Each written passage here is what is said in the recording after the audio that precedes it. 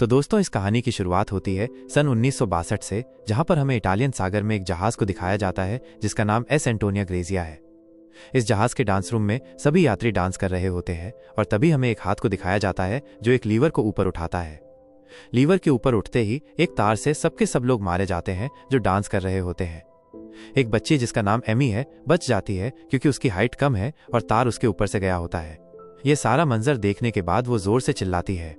इसके बाद क्या हुआ कभी किसी को कुछ पता नहीं चला और अब 40 साल बीत चुके हैं, जहां पर हमें एक बचाव दल को दिखाया जाता है जिसके कैप्टन का नाम शेन मैकफर्सन है। ये एक जहाज को बचाकर किनारे तक लाते हैं। शाम को ये सब अपनी जीत की पार्टी मना रहे होते हैं। तभी एक आदमी जिसका नाम जैक ओकॉनर है इनके पास आता है। वो कहता है कि मैं एक मौसम सेवा का पायलट हूँ।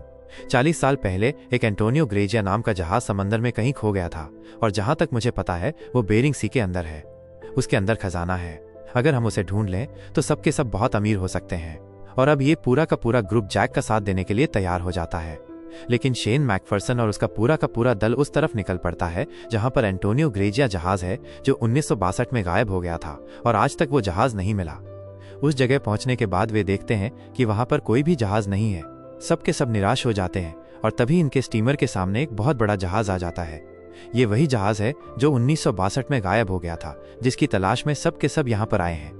शेन का एक साथी जिसका नाम ग्रेग है, साथ ही जैक जो सबको यहाँ पर लेकर आया है, ये दोनों के दोनों स्टीमर में रुकते हैं, जबकि शेन अपने सभी साथियों के साथ जहाज के अंदर चला जाता है जहां पर बहुत ही अजीब आवाज आ रही होती है। ये सब के सब उस आवाज का पीछा करते हैं और देखते हैं कि एक घड़ी का पेंडुलम आज भी हिल रहा है। जैसे ही ये घड़ी के नजदीक जाते हैं पेंडुलम हिलना बंद हो जाता है और अब इनमें से एक पेंडुलम को हाथ लगाने वाला होता है कि बहुत जोर से आवाज आती है जिससे सबके सब डर जाते हैं। वहीं पास टेबल में एक स्क्रिबल पड़ा होता है जिसके शब्द अपने आप ही बदल जाते हैं और उसमें लिखा हुआ आता है स्वागत है। अब सब के सब और आगे बढ़ते हैं और तभी इनकी एक साथी के नीचे से फ्लोर टूट जाता है और वो नीचे गिरने वाला होता है कि मैरिन उसे पकड़ लेती है।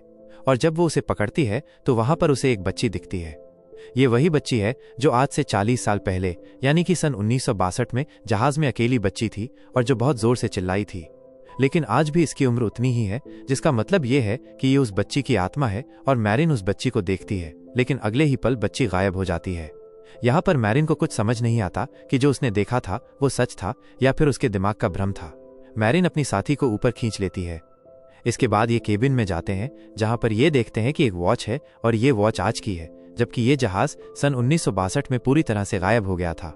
उस वक्त में इस तरह की वॉचेस नहीं होती थीं। इनका जो कैप्टन होता है शेन, वो कहता है हो सकता है कि हमसे पहले भी यहाँ पर कोई आया हो और उसी की ये वॉच होगी। इसके बाद इस जहाज का मैनुअल लेकर वापस अपने स्टीमर में आ जाते हैं।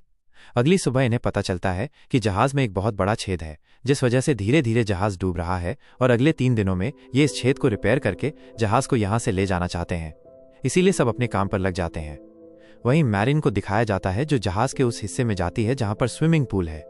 वो ये देखकर हैरान होती है कि स्विमिंग पूल पर गोलियों के निशान हैं और वो स्विमिंग पूल से जब ऊपर की तरफ आ रही होती है एक बार फिर से वही बच्ची दिखती है, जिससे डरकर वो वहीं स्विमिंग पूल में गिर जाती है।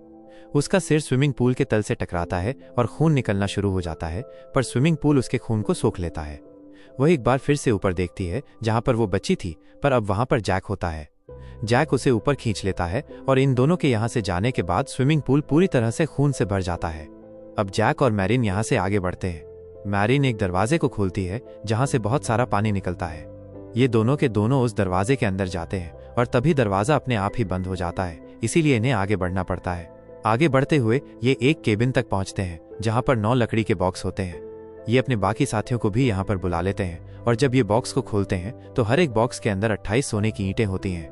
इन 9 बॉक्स के अंदर बहुत ज्यादा सोना है जिससे सबके सब बहुत अमीर हो जाएंगे। इसीलिए वे तय करते हैं कि वे जहाज को यहीं पर छोड़कर सोना लेकर निकल जाएंगे। ये सारा का सारा सोना अपने स्टीमर में रख देते हैं और अब यहाँ से निकलने की तैयारी कर रहे होते हैं, पर तभी इनके स्टीमर में दिखाया जाता है कि स्टीमर के गैस सिलेंडर का नॉब अपने आप ही चालू हो जाता है, जिससे हवा में गैस फैलना शुरू हो जाती है।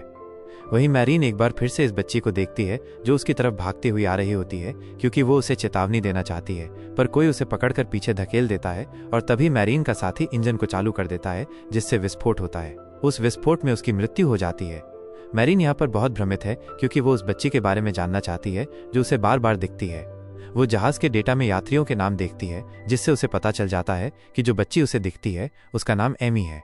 वो एमी के रूम तक पहुंच जाती है जहां पर उसे एमी का कंकाल मिलता है। वो समझ जाती है कि अब तक जिस लड़की को देख रही थी वो इसी एमी की आत्मा है। वहीं हमें शेन को दिखाया जाता है जो कैप्टन के रूम में बैठा होता है, और तभी उसके सामने इसी के कैप्टन की आत्मा आ जाती है जो उसे गिलास में शराब डालकर पीने के लिए देती है। साथ ही वो उसे एक फोटो देता है जिसमें एक जहाज होता है जिसका नाम लोरी है। कैप्टन बताता है कि आज से कई साल पहले यानी कि सन 1962 में हमने इस जहाज को बचाया था। इसी जहाज के अंदर वो सोना था जो हम अपने जहाज एंटोनियो ग्रेजिया के अंदर ले आए, लेकिन इसके ठीक 2 दिनों के बाद हमारा जहाज हमेशा के लिए गायब हो गया।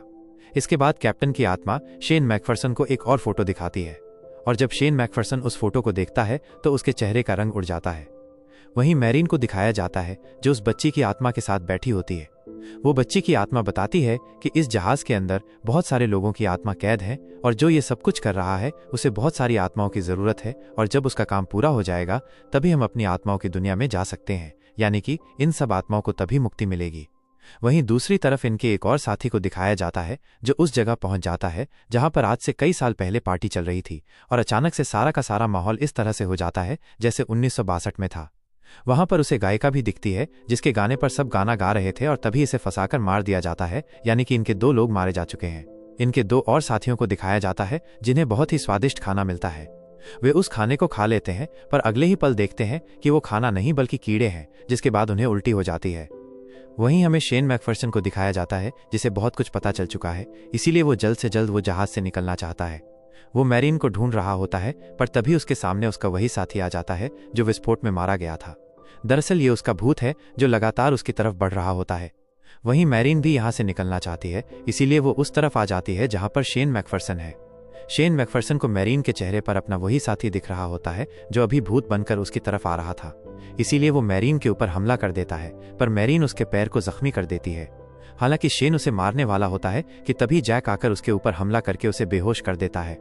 जैक वही आदमी है जो इन सबको यहाँ पर सोना ढूंढने के लिए लाया है, और क्योंकि शेन मैकफर्सन ने मैरीन के ऊपर हमला किया था इसीलिए ये उसे नीचे एक्वेरियम में बंद कर देते हैं। इनके बाकी 2 साथी भी आ जाते हैं। वे जल्द से जल्द इस जहाज को रिपेयर करके यहाँ से निकलना चाहते हैं क्योंकि इनके पास इसके अलावा कोई भी विकल्प नहीं है। ये नीचे जाकर जहाज को रिपेयर कर देते हैं।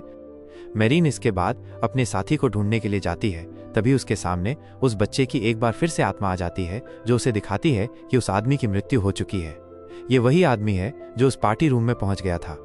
दरअसल पार्टी रूम में पहुंचने के बाद जो वहां पर गायिका थी उसकी आत्मा ने उसे सेड्यूस किया था। वो उसके पीछे पीछे ऊपर गया और उसकी आत्मा ने उसे ऊपर से नीचे धक्का दे दिया, और अब उस बच्ची की आत्मा मैरीन को 1962 का पूरा हादसा दिखाती है जब सबके सब जहाज में मारे गए थे। सबको अलग अलग तरीके से मार दिया गया था, जिसमें एमी भी थी। इसके बाद वो गैंग जो यहाँ पर सोने के लिए आई थी वो सोने तक पहुंच जाती है, लेकिन वह गायिका जो उस रूम में गाना गा रही थी जहां पर सब लोग मारे गए थे, वो इनमें से एक को सेड्यूस करती है और अपने जाल में फंसा लेती है, जिसके बाद वो आदमी अपने साथियों को मार देता है। पर उस गायिका की आंखों में लालच होता है, इसीलिए वह उस आदमी को मार देती है जिसने उसकी वजह से अपनी साथियों को मारा था। गायिका को लगता है कि अब सारा सोना उसका हो चुका है क्योंकि जहाज में उसके अलावा सभी लोग मारे जा चुके हैं, लेकिन तभी यहाँ पर वो आदमी आता है जो इस पूरे के पूरे प्लान का मास्टरमाइंड है, जो इस सोने को हासिल करना चाहता है, और वो इस सोने को हासिल करना चाहता है, और वो एक हुक को इशारा करता है, जिसके बाद उस हुक की वजह से गायिका की भी मौत हो जाती है। और अब यहाँ पर एमी की आत्मा उसे आदमी का चेहरा दिखाती है, जिसे देखकर मैरीन पूरी तरह से घबरा जाती है क्योंकि ये आदमी और कोई नहीं बल्कि जैक है, वही आदमी जो इन सबको यहाँ पर सोना ढूंढने के लिए लाया है। मैरीन समझ जाती है कि उसका साथी शेन मैकफर्सन पूरी तरह से बेगुनाह है। वो उसे बचाने के लिए एक्वेरियम की तरफ भागती है, लेकिन अब उसकी मृत्यु हो चुकी है। कैप्टन की आत्मा ने जो उसे फोटो दी थी वो इसी के हाथ में होती है जो पानी में वो देख लेती है, और ये फोटो और किसी की नहीं बल्कि जैक की है। जैक कोई इंसान नहीं है बल्कि वो एक शैतानी आत्मा है जो शैतान के लिए आत्माओं को जमा करता है। हो सकता है कि वो शैतान के लिए काम करता हो और यहाँ पर वो इन सबको मारकर इनकी आत्माओं को भी जमा करना चाहता है। वो अपने साथी से कहती है कि तुम्हें जैक पर नजर रखनी होगी, मैं अपने दूसरे साथी को ढूंढने के लिए जा रही हूँ जो कि पानी के अंदर है। मैरीन जब उस जगह जाती है तो उसे समझ में आ जाता है कि उसकी भी मृत्यु हो चुकी है जिसे जैक ने मार दिया है। वहीं जैक उस जगह आ जाता है जहां पर मैरीन ने अपने साथी को कहा था कि वो जैक पर नजर रखे। जैक और उसके बीच में बहस हो जाती है, इसीलिए मैरीन का साथी जैक को गोली मार देता है। उसे लगता है कि वो मारा गया, इसीलिए वो वहां से चला जाता है। मैरीन हर जगह बम लगा देती है और तभी उसके पास उसका वो साथी आ जाता है जिसने अभी अभी जैक को गोली मारी है। वो मैरिन को कहता है कि हमें जहाज को ब्लास्ट नहीं करना चाहिए, पर मैरिन उसकी बात नहीं मानती। वो कहती है कि मैं जहाज को ब्लास्ट करके रहूंगी, क्योंकि इस जहाज में बहुत सारी आत्माएं कैद हैं और भी लोगों को जहाज में फंसाकर लाया जाएगा, जिसके बाद उन्हें मार दिया जाएगा और फंसाने का एक ही जरिया है, जो है सोना। और तभी उसका साथी जैक के रूप में बदल जाता है, जिससे हम समझ जाते हैं कि जैक ने उस आदमी को भी मार दिया जिसने उसे गोली मारी थी। जैक उसे बताता है कि तुम्हारा और मेरा काम एक ही है। जिस तरह से तुम समंदर में फंसी हुई नावों और जहाज़ों को जमा करती हो, उसी तरह से मैं आत्माओं को जमा करता हूँ। पहले मैं भी इंसान था, लेकिन मैंने बहुत पाप किए थे, जिसके बदले मुझे ये काम दिया गया, और अब मैं आत्मा इकट्ठा करने वाला हूँ, जिसके लिए मुझे जहाज की जरूरत है, और मैं नहीं चाहता कि तुम इस जहाज को ब्लास्ट करो। पर मैरिन उसकी बात नहीं मानती, इसलिए जैक उसके ऊपर हमला कर देता है। मैरिन एक तीर से उसके पैर को जख्मी कर देती है और फिर इसी तीर से रिमोट पर निशाना लगाती है और खुद वो जहाज से कूद जाती है, जिसके बाद जहाज में एक बहुत बड़ा विस्फोट होता है और अब मैरिन पानी के अंदर जहाज के नीचे फंस चुकी है। पर तभी वहां पर इस बच्ची की आत्मा आती है, जो मैरिन को ऊपर का रास्ता दिखाती है। मैरिन बड़ी मुश्किल से ऊपर आ जाती है। वो देखती है कि जहाज में जितनी भी आत्माएं थी, वो सब की सब आजाद हो चुकी है और वो आत्माओं की दुनिया में जा रही हैं, जिन आत्माओं में एमी की भी आत्मा है। दरअसल यहाँ पर जितनी भी आत्माएं थी, वो सब की सब जैक की गुलाम थी, क्योंकि मरने के बाद उसने हर किसी के हाथ में एक निशान लगा दी थी। एमी की आत्मा उसकी गुलाम नहीं बन पाई, क्योंकि एमी की आत्मा पवित्र थी, इसीलिए वो बार बार मैरिन की मदद कर रही थी और एमी की आत्मा की वजह से मैरिन ने सभी आत्माओं को आज़ाद कर दिया।